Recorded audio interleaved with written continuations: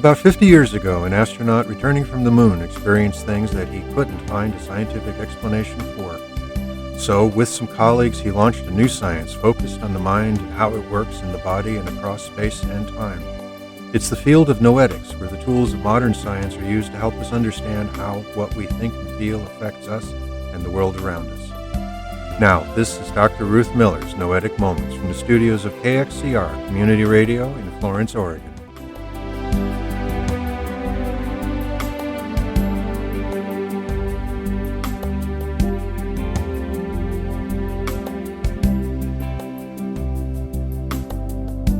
This is Noetic Moments, the show that explores what consciousness is, what it does, how it works, and how our lives could be very different if we understood it. I am Ruth Miller, a longtime student of consciousness, cybernetics, and culture, and through this series of programs I'm introducing some of the people whose work has defined this field of research, and I'm explaining some of their ideas and experiments. I'll also explore some relevant news items and answer questions that you send to my email address, ruth@noeticmoments.org. Now, over the course of these programs, we've learned that although the medical world defines consciousness as what we are aware of right now, most of what goes on in the mind is not in our conscious awareness at all, but goes on in unconscious processes. From Jung and Freud and other early researchers, we learned that our minds can be thought of as having three aspects. What we are aware of, usually called the conscious mind. What we aren't aware of, that keeps our bodies going and includes our fears and beliefs about threats and dangers, the subconscious mind. And what we aren't aware of that connects us and guides us in our actions, the superconscious. We then learned that we can change our state of consciousness and shift what aspects of mind we are aware of and what we're capable of in the moment. From neuroscientists, we learned that the brain modifies whatever it receives, from both the body, senses, and the mind, to fit past patterns of experience, following Begg's principle that neurons that fire together wire together and form what we're calling the default network in the brain, or default structure. This means that we see and hear and feel what we expect to, what we believe we will experience. We also learned that while it's possible to say where in the brain various processes are active, no one has yet been able to pinpoint where memories are stored or how ideas and thoughts are formed. We then saw that many responses in our body happen faster than nerve impulses or chemicals can travel through the body, and they often happen before we are aware of it. As a result, many scientists have come to accept that what we call mind is not the product of the electrochemical activity of the brain, but is in fact the activity of a field that surrounds and permeates the whole body. The brain, then, is best understood as a receiver-transmitter, receiving messages from the mind and transmitting them to the body, and receiving messages from the senses and transmitting them to the body and to the mind. Now, some experiments have demonstrated that an individual's mind continues to perceive and process for as much as several hours, even when the brain and heart are flatlined and the person has been declared dead. Mind, then, must be understood as a field, a pattern of informed energy that exists regardless of whether the body is functioning. It permeates and develops with the body and the brain as it's told by the senses through the brain what the world is like. This field that we're calling mind appears to be at least partly electromagnetic because it's possible to measure electromagnetic activity for several inches and even several feet around the body.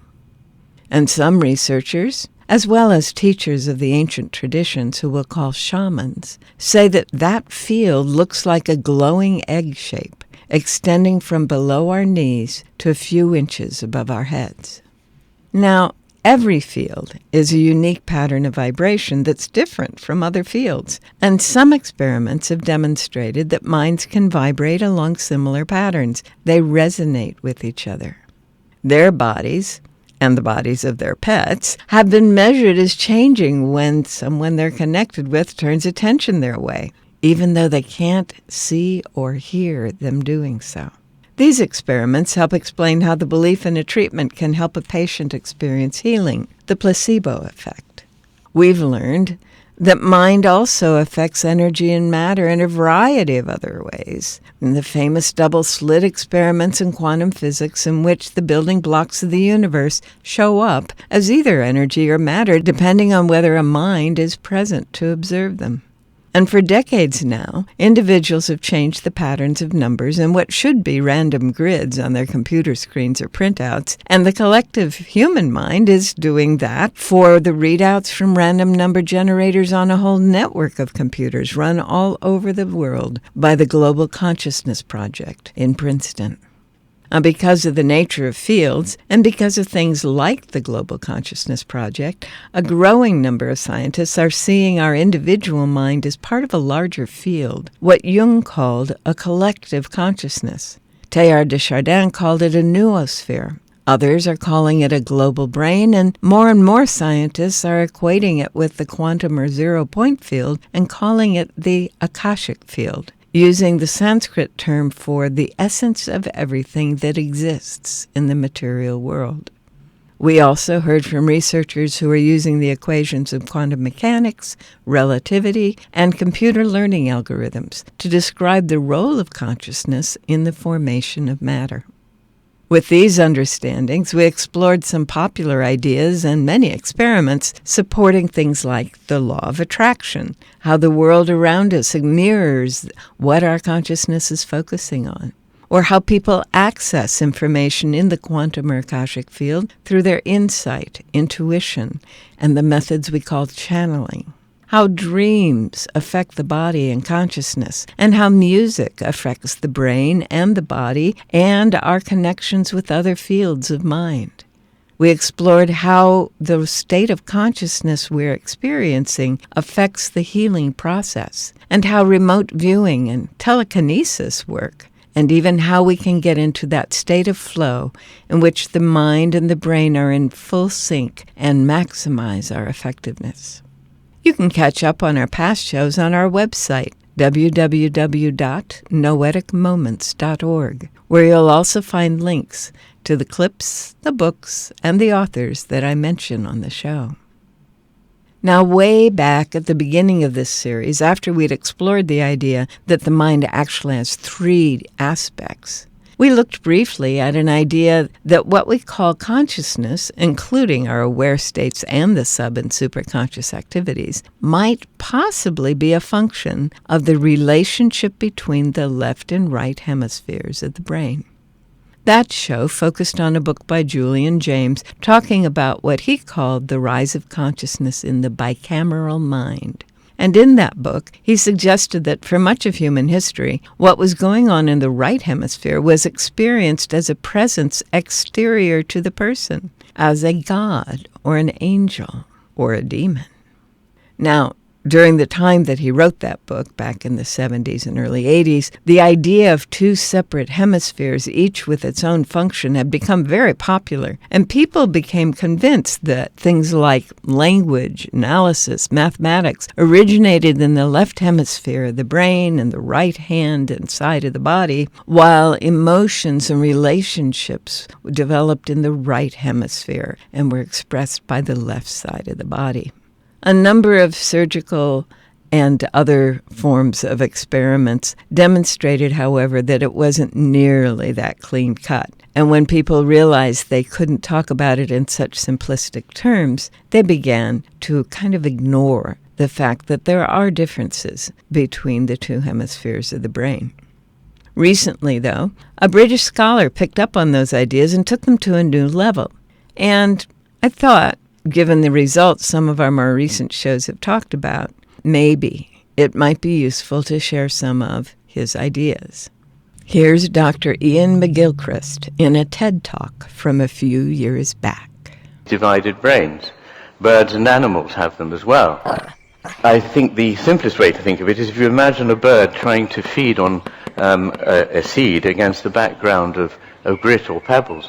It's got to focus very narrowly and clearly on that little seed and be able to pick it out against that background. But it's also, if it's going to stay alive, it's got to actually keep a quite different kind of attention open. It's got to be on the lookout for predators or for friends, for conspecifics, but for whatever else is going on. Now, it seems that birds and animals quite reliably use their left hemisphere for this narrow, focused attention to something it already knows is of importance to it. And they keep their right hemisphere vigilant broadly for whatever might be without any commitment as to what that might be. And they also use their right hemispheres for making connections with the world. So they approach their mates and bond with their mates more using the right hemisphere. But then you come to the humans. And it's true that actually in humans too, this kind of attention is one of the big differences. The right hemisphere gives sustained, broad, open vigilance, alertness, where the left hemisphere gives narrow, sharply focused attention to detail. But the big thing about humans is their frontal lobes. And the purpose of that part of the brain? To inhibit the rest of the brain, to stop the immediate happening. So standing back in time and space from the immediacy of experience. And that enables us to do two things. It enables us to do what neuroscientists are always telling us we're very good at, which is outwitting the other party. We can read other people's minds and intentions, and if we so want to, we can deceive them. But the bit that's always curiously missed out here is that it also enables us to empathize for the first time, because there's a sort of necessary distance from the world. If you're right up against it, you just bite. But if you can stand back and see that other individual is an individual like me, who might have interests and values and feelings like mine, then you can make a bond. There's a sort of necessary distance, as there is in reading. Too close, you can't see anything. Too far, you can't read it. Now, to do the Machiavellian stuff, to manipulate the world, which is very important, we need to be able to interact with the world and use it for our benefit. Food is the starting point, but we also, with our left hemispheres, grasp, using our right hands, things and make tools. We also use that part of language to grasp things, as we say. It pins them down. So when we already know something's important and we want to be precise about it, we use our left hemispheres in that way. And to do that, we need a simplified version of reality. It's no good if you're fighting a campaign, having all the information on all the plant species that grow in the terrain of battle. What you need is to know the specifics of where certain things are that matter to you, and so you have a map and you have little flags. It's not reality, but it works better. The newness of the right hemisphere makes it a devil's advocate. It's always on the lookout for things that might be different from our expectations. It sees things in context. It understands implicit meaning, metaphor, body language, emotional expression in the face. It deals with an embodied world in which we stand embodied in relation to a world that is concrete. It understands individuals, not just categories. It actually has a disposition for the living rather than the mechanical. And this is so marked that even in a left-hander who is actually using their right hemisphere in daily life to manipulate tools with their left hand, it is their left hemisphere, not their right hemisphere, in which tools and machines are coded. And let me make it very clear, for imagination you need both hemispheres. For reason you need both hemispheres. So if I had to sum it up, I'd say the world of the left hemisphere, dependent on denotative language and abstraction, yields clarity and power to manipulate things that are known, fixed, static, isolated, decontextualized, explicit, general in nature, but ultimately lifeless. The right hemisphere, by contrast, yields a world of individual, changing, evolving, interconnected, implicit, incarnate, living beings within the context of the lived world, but in the nature of things never fully graspable, never perfectly known. That's Ian McGilchrist in a TED Talk trying to help us understand that, yes, there are profound differences between how the right brain and the left brain function and how they affect our lives. Not exactly the same differences we used to think, but important ones nonetheless. So when we are imagining, we are using both hemispheres of the cerebrum, the top part of our brain. And when we are reasoning, we are using both. But when we are getting precise and focused intending some very specific details, when we are intense in our search for understanding, then it is the left brain that is doing most of the work.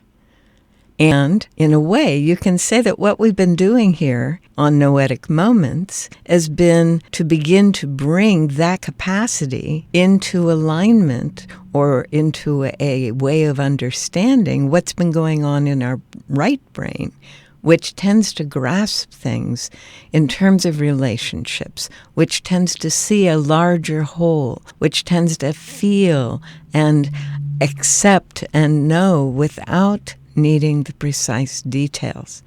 So Noetics, the science of Noetics, is in some way the science of the integration of the right and left hemispheres of the brain into one fully working, full-functioning brain tool. Now, what has that all got to do with mind? Because we've been saying that the brain is only the receiver-transmitter, not where all of this is happening. So if our left brain is functioning fully, then the mind that is able to perceive at every level, not just perceive, but to understand and comprehend and function at every level, can have a tool for the individual to access the minute details of whatever is being focused on. And as the right brain is developed with its emotional and relational and holistic tendencies, then the mind can give us and provide for the individual a powerfully holistic sense, even without having to have all the details in place. When both sides are being developed fully, then the mind is able to work fully with the person and not be limited by one set of skills or the other. Now, if you think of people who are not able to, for example, have empathy for another person, which is one of the definitions of Asperger's syndrome, if you think about a person that is not able to experience empathy, what we could say is that the mind, which is perfectly capable of connecting with another and feeling with that person, doesn't have access through the right side of the brain of this person. Similarly, we can say someone who is just lost when they encounter the details of things and says, "Oh no, just give me the big picture, please. I can't handle the details. They're just too much for me," is telling us that that part of the brain that is not able to access those detailed numbers and analysis is not fully functioning. That doesn't mean that they're not good people. It just means that part of their brain isn't working properly. So as we develop both aspects of the brain by not using our emotions and our default thought structure to block the flow from the mind to the brain, then we get to have the experience, the full experience of being human.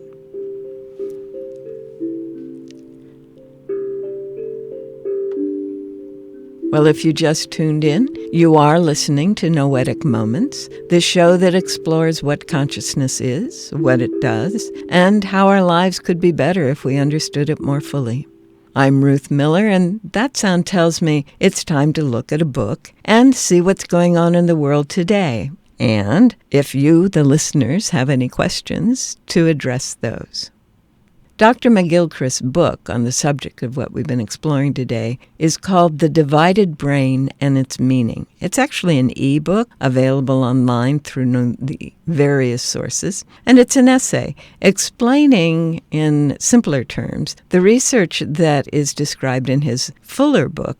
So we can give you the full title, The Master and His Emissary, The Divided Brain and the Making of the Western World, was published in 2009, and Ian McGilchrist is a psychiatrist. So he's bringing a slightly different perspective than the people who have been neurologists and neuroscientists. In his world, the differing worldviews of the right brain, the master, and the emissary, the left brain, have shaped Western cultures since the time of the ancient Greek philosopher Plato. And he's talked about how that difference has helped to shape the way the modern world is changing. The book is about 600 pages. It talks about the different worldviews of the two aspects of the brain. In the introduction, McGilchrist states, quote, "There is literally a world of difference between the brain hemispheres. Understanding quite what that is involves a journey through many apparently unrelated areas." He goes on in part 1 to describe the divided brain, which we just talked about. In part 2, he talks about how the brain has shaped our world, describing the evolution of Western culture as influenced by the hemispheric functioning, which is fascinating given what we have said before. Now, there are a lot of things that don't quite work in the book, but his notions have been very effective for a lot of other people's work as they've been going forward. And I may be talking about those here shortly as people are trying to relate the power of mythology and the power of science. So most of that work happened in 2009, 2010, and there was a documentary put out called The Divided Brain in 2019. It got lost, of course, because of the COVID thing. There are a couple of more recent papers based on it, but I think you get the message. Ian McGilchrist, a psychiatrist who says there's something going on here because of the way the different hemispheres of the brain actually work.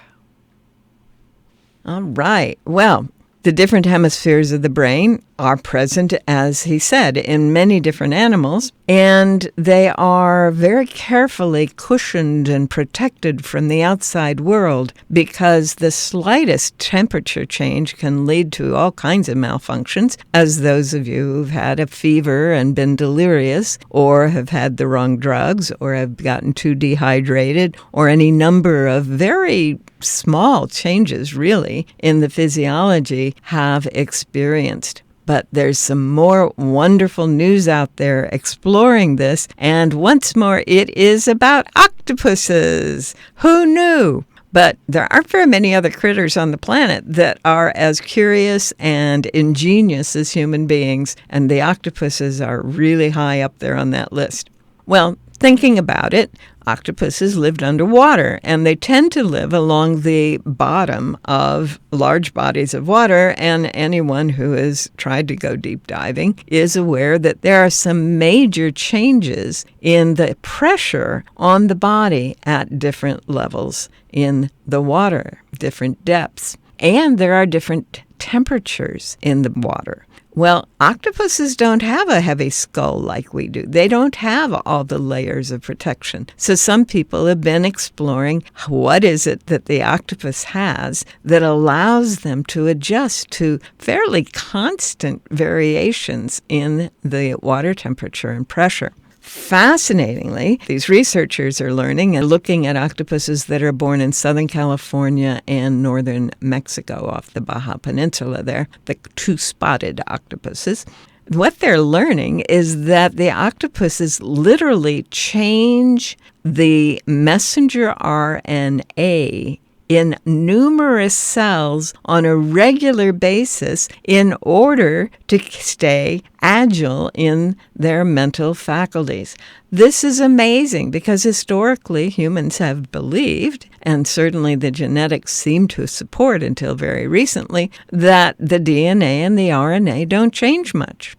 Well, as we've heard a little bit in some of our earlier programs, epigenetics is telling us that, yes, there are things going on outside the cell that lead to which genes are turned on and not turned on in the cell. Well, the RNA is the messenger between those genes and the various parts of the cell that manufacture different proteins. And to change that means that it's only taking certain messages from the DNA to those other parts of the cell. To be able to change a lot of that in a lot of different cells, I mean, in one study, it was 50,000 different cells. Now, we're talking trillions, overall. But still, that's a lot of different cells for RNA to change.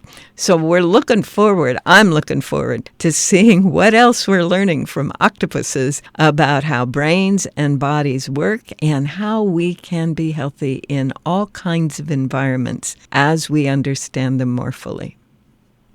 Well, that's it for today's show. We are out of time for today, but remember, you can continue the exploration on our website, www.noeticmoments.org, where there's a list of the titles and other resources I refer to on this show, and there are archived past shows, and where you can send me your comments and questions, which I will do my best to get answered the next time we're on the air. For now, thanks for joining me here on Noetic Moments, recorded in the studios of KXCR Community Radio in Florence, Oregon. And have a wonderful week.